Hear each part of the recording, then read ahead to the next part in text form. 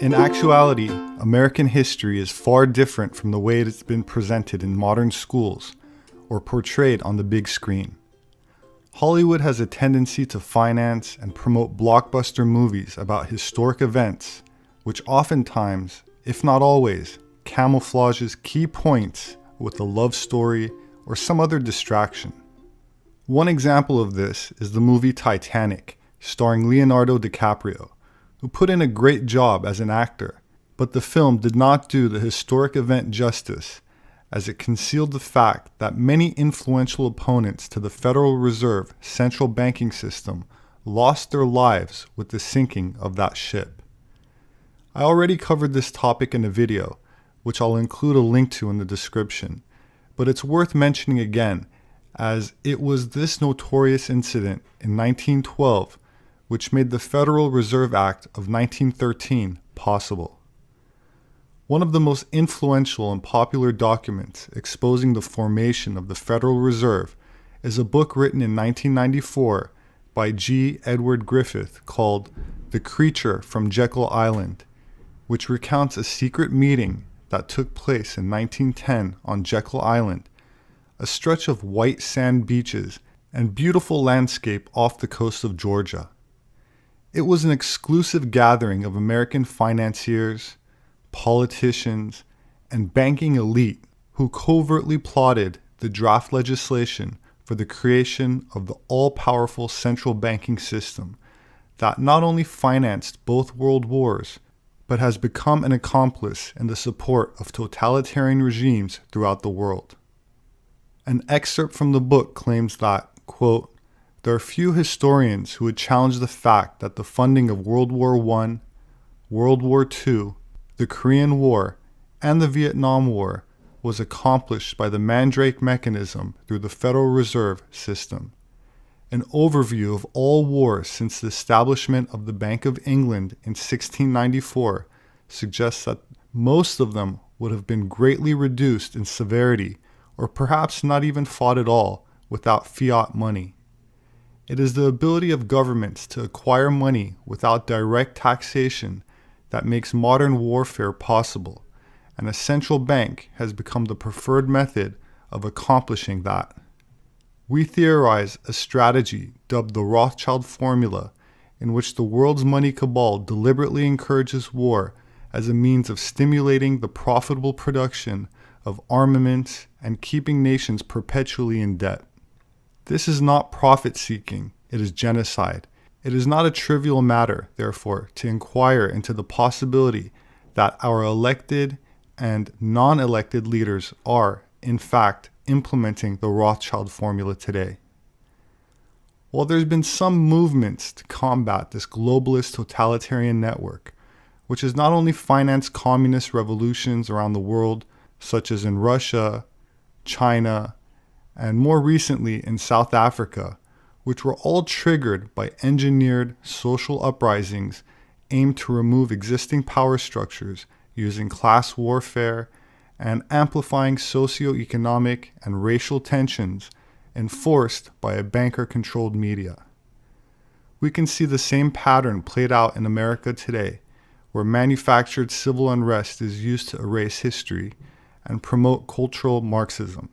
In a nation which already promotes falsehoods in schools, starting from its name, which was not really based on the explorer Amerigo Vespucci, whose authentic name was actually Alberigo Vespucci, who only changed his name to Amerigo after his voyages to the Americas.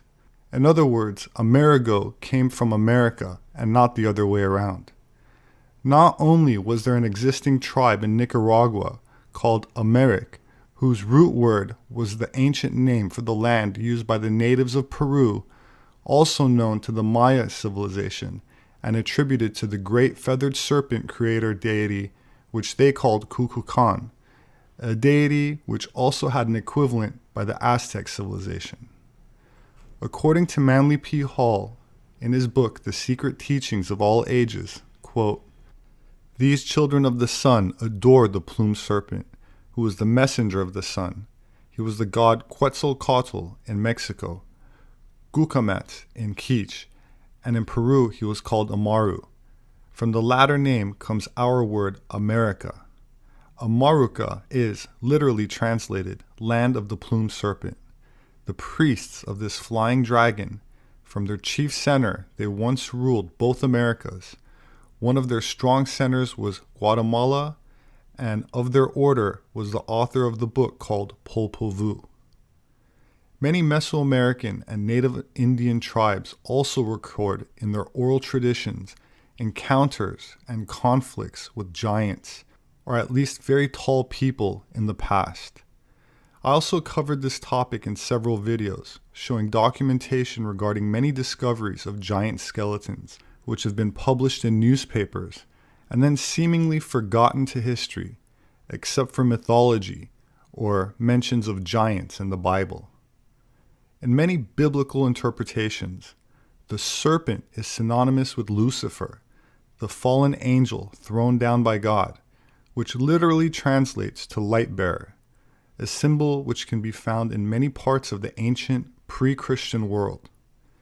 In his book, The Occult Connection to the Hidden Race, author Ken Hoodall proposes that, quote, then perhaps the land of the plumed serpent may also be known as the land of Lucifer, concluding that America means the land of Lucifer. While this interpretation may sound like a real stretch for many, it's an interesting concept when considered from the perspective of an interview that I recently stumbled upon, suggested to me by one of my subscribers, which uncovered some interesting details regarding the secretive meeting on Jekyll Island and events that led up to the creation of the Federal Reserve. The gentleman being interviewed is Tim Bentz, and the host of the show is Rob Skiba, from a broadcast on Blog Talk Radio titled Canaanite Altars and the Federal Reserve. I'll leave a link to the full interview in the description, but now let's listen to a brief excerpt, and I'll leave it to the listener to draw their own conclusions. I knew something about Jekyll Island. I had looked at some of the financial issues in the 80s and 90s. I was looking at some of the spiritual applications to financial things, but I really was not up to speed on the history of Jekyll Island. I had just heard it from something. I'd not even read, the book that's called The Creature of Jekyll Island. I'd not even read that book, but I was aware of something about Jekyll Island and financial stuff. So I went in my brother's house, got my computer out, and I just got on the internet and typed in Jekyll Island, and it's like, what's going on with Jekyll Island? And so I discovered when I got online that the Jekyll Island Club, which was this historical, multi-millionaires country club that had been built in the turn of the century, it had just been remodeled and reopened. And I thought, wow, that's interesting. When I got to the hotel, it was about 9 o'clock at night. And so I went into the restaurant and had a good meal and went to my room and got some rest. And the next morning I went down for breakfast, and a different lady was at the desk, but she had a note for me and said that I had an appointment arranged with the museum director and that he was blocking out most of the day to spend with me. So I had my breakfast, and then when I went over to meet with him. So I go meet with the museum gentleman. His name is John, and when I go meet with him, I just introduced myself. I told him a little bit about who I was and what I do. We started talking. He was, of course, started out talking about the financial stuff, because this Jekyll Island is where the Federal Reserve banking system was birthed and conceived. And at one time, when it was functioning in the 1900s up to the 20s and 30s,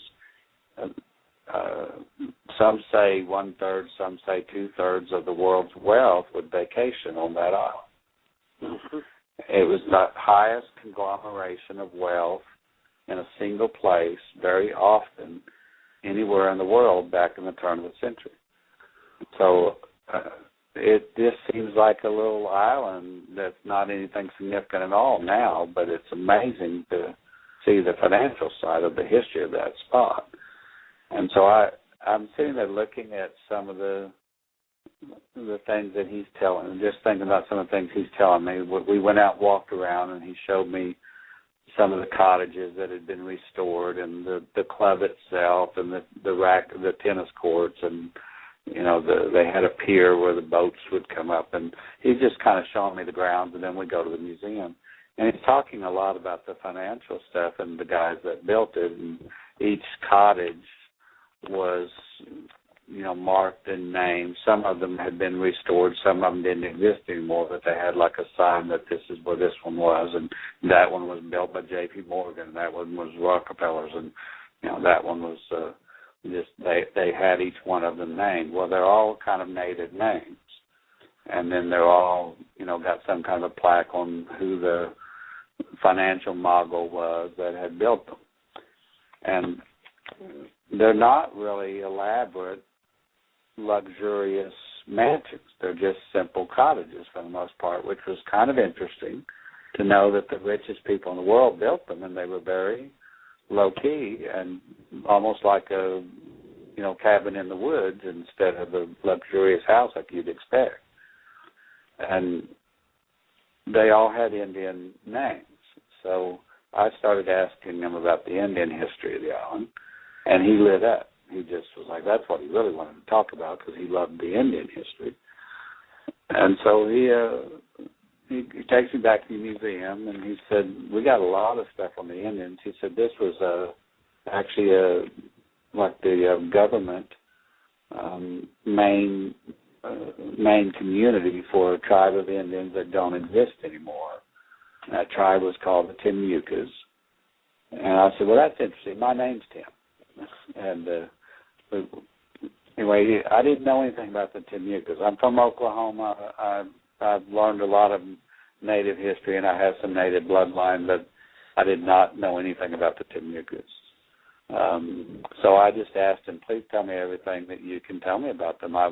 There's something about the natives that I feel like I need to know. So he said, well, the Jekyll Island Club was actually built on top of everything that the Indians had. So they just kind of wiped the village out and built the club on top of it. So wherever the chief's house was, there was a cottage now. Wherever the council house was, there was now the Jekyll Island Hotel. And he said everything that's built and visible today is actually sitting right on top of something that was significant in the Indian village when it existed. So he said the fact that this whole place had to go into ruins and then be rebuilt and become an archaeological state park, he said it actually helped us identify the native history, because the club itself had almost erased that. And so I said, well, let's look at the museum. I want to see some of the Indian stuff. So we're looking at arrowheads and spear tips and, just artifacts that they had found, and pottery shards and things, and seashells that they had. And he showed me all their stuff in the museum. He shows me some fragments of a weapon that was like an unusual bow. And when I say unusual, I mean that it was like a double curved bow. And that was a very unusual shape of a bow for a native tribe. I had never seen that shape before with an American Indian tribe. And I've seen a lot of bows and arrows. So I asked him, I said, this seems unusual. I've not seen this before. In Oklahoma, every native tribe, the bows would look like a single bow or just a single curve.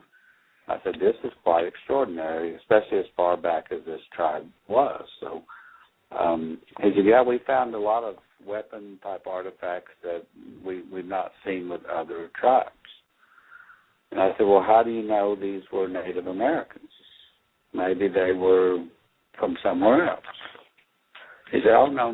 They were the Timucas, because they're well established along the Florida and Georgia coast, and he said we got a lot of stuff in 3 or 4 states about them, and they were quite prolific at one time. So he said, we know they're Native Americans. I said, well, all right, what else you got? He said, well, we got some skeletons. He said, you want to see the bones? And I said, well, yeah. That sounds, you don't get to see a skeleton very often. I said, are they where we can actually see them, or are they buried? He said, no, they're visible. So they had a burial site that they had been very respectful for when they built the museum. When they found a burial site, they didn't move the bones. They left them where they were, and they just uncovered them to where they were visible, and then they built the museum on top of it. They did basically the same thing with the museum that the Jekyll Island guys had done with their houses. They put a piece of plexiglass over the burial site so you could see it, but they were still trying to respect where the bones were and not move them. And so I'm looking at 4 skeletons of the Timucua chiefs. And they knew they were chiefs just from different things that were buried with them. So all of a sudden I look and I realize, man, these guys are really tall. And I commented to the guy that, you know, how tall are these guys? They look unusually large. And he said, yeah, they're all about 8 or 8.5 foot tall. I was like, well, that doesn't seem like a normal Native American, especially the tribes that I'm familiar with. He said all the Timucuas were unusually tall, even the women. And he said we found other skeletons and parts of bones out in the grounds, and he said we've got pretty good evidence that nearly all of them were extraordinarily tall. And I said, well, what is how do you explain that in relation to other tribes on the Atlantic coast who were not? He said, I don't know. It is an unusual anomaly. He said, oh, by the way, I've got a painting that you might want to see. It's actually the copy of the original. We've got it under lock and key. But he said, I got a painting that actually shows the Indians from a group of French colonists that came to the United States before it was the U.S. This was right after Columbus. He said that it was the first colony of French folks that came over to try to establish a colony on the coast. And he said they landed in Jekyll Island, and they had some interaction with these Indians, and then they got so appalled by what they saw and witnessed that they fled at night and ended up in San Augustine, Florida, and established that city. So I said, were they the Huguenots who were the French group that established San Augustine? He said, yes. I said, well, I'd like to see that painting then. So he pulls that out. I'm looking at it, and it shows the Indians and all their regalia, and they're dancing around and having some kind of a ceremony, and it's got the fire, and it's a typical, either they're having a party or they're having a war scene, and it has some things with the weapons. So I said, gosh, this has got some weapons in it that clearly validates the archaeology that they found. And then I see an altar. And I'm going, I don't know of a Native American tribe anywhere in the country. I know some that had log houses or high places or worshipped, nature in some way or had totem poles or that kind of stuff. But this one has a stone altar, and it looks a whole lot like the one that I had dealt with in the Middle East. And I'm looking at the picture, and I'm going, is this an altar? Is this stone like something they're sacrificing on? Because this guy's holding babies in his hands in this picture. He said, yeah, they're cutting those babies, they're hacking those babies up in that painting. And so when you look at the details, 2 of the shamans or chiefs are holding a baby up by the ankles, and they're whacking their heads off and spilling the blood on this altar. Mm. And I'm like, sir, I don't want to be disrespectful of your training and archaeological understanding and history, but I don't know of any native tribe that did what I'm seeing here unless it was an act of war. And this is really, really unusual. And I've seen this type of scene with artifacts over in the Middle East. And I've seen weapons like this over in the Middle East. I said, are you sure this is Native Americans and not some kind of colony that came from over there? And he was convinced they were Native. And I said, well, I'd like to show you some things on a few websites that identify artifacts in the Middle East countries, and especially Egypt and Israel and Syria and Jordan area, and some of those spots where there's some of these ancient groups. And I said, this type of altar, this type of religious ceremony, and some of these weapons, I've seen them before over there. Well, he was quite interested in that because he loves Native American history, but he's starting to question, maybe I need to dig into this more. That was his comment. So I said, at that point, then I thought, I believe this is why I'm here. I needed to see this and hear about this. At this point, I'm not that concerned about the financial stuff anymore. I'm wanting to know, where is this altar? And so I asked him, I said, can you take me to this altar? I often pray over these things, and it's very beneficial for the land and for the country and for the people. Can I go to this altar and see it? He said, I can take you to the altar, but you can't see it. And I said, why can't I see it? Is it buried? He said, no, it's not buried, but it has a house built on top of it. I said, who would be crazy enough to build their house on top of a blood sacrifice altar? He said, well, Rockefeller was. So, nice. I just okay, can we go there? And he said, yeah, it's just a short walk. Come on. And we've actually, I'd already walked by it. So he said, I've got the keys. He said, normally nobody can go in. The way these things are set up, they're historical homes now. The state of Georgia owns the park. They lease out to another group, the hotel, to run, but the houses are maintained on the National Historical Register, and they're part of the state park. So you can't go in any of them without a guided tour or permission, but you can go look in the windows and walk on the porches and walk all around them. And they're set up inside just like they were when they were actually being used back in the 20s and earlier. So we go over there, and he's got the keys, though. So we go into the house. And he takes me into the parlor, and he says, well, I know you're a praying guy, so you probably would like to have a little time to pray. He said, you're standing right on top of the altar right now. This is the room that is built on top of it. He said, I'm just going to go over here and sit down for a few minutes and read the newspaper, and I'll let you pray and do whatever you need to do. Now, this parlor, that's where those guys, J.P. Morgan and all those guys, actually conceived of the Federal Reserve, right? Right over that altar.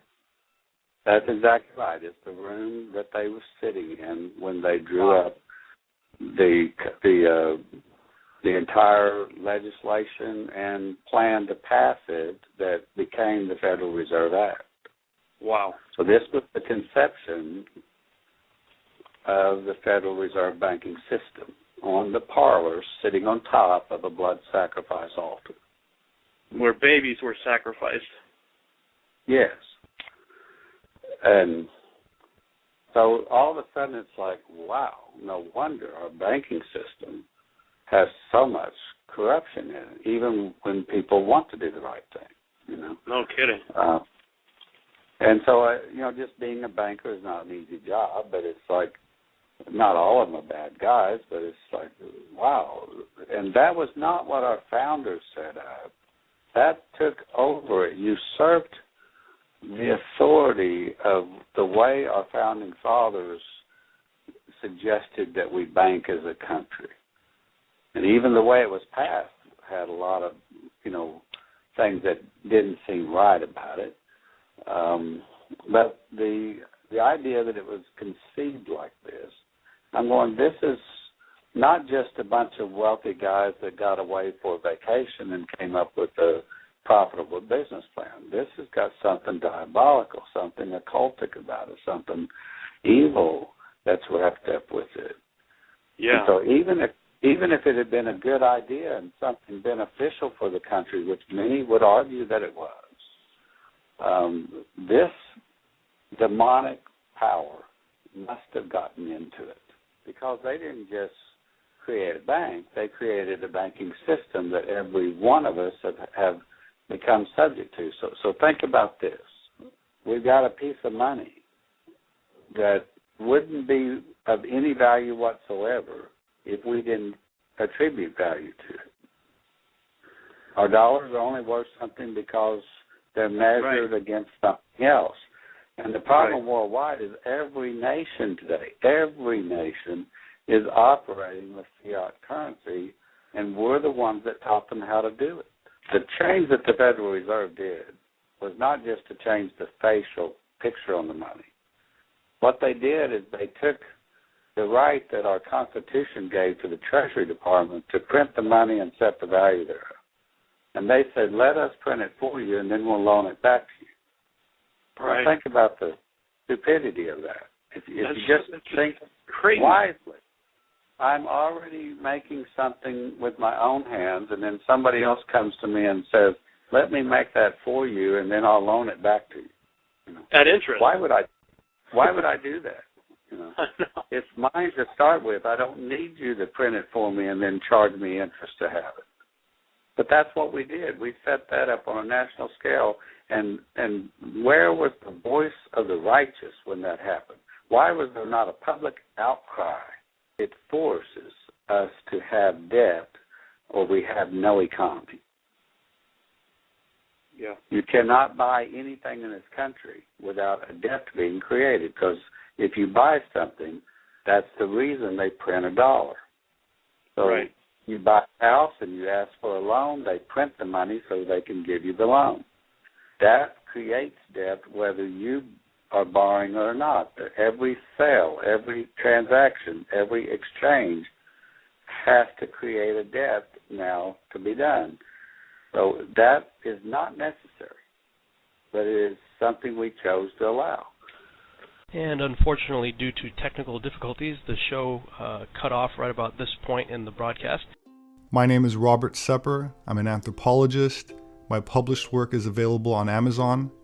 My books make a great gift. If you'd like to support my work, you can do that through patreon.com. There should be a link in the description section.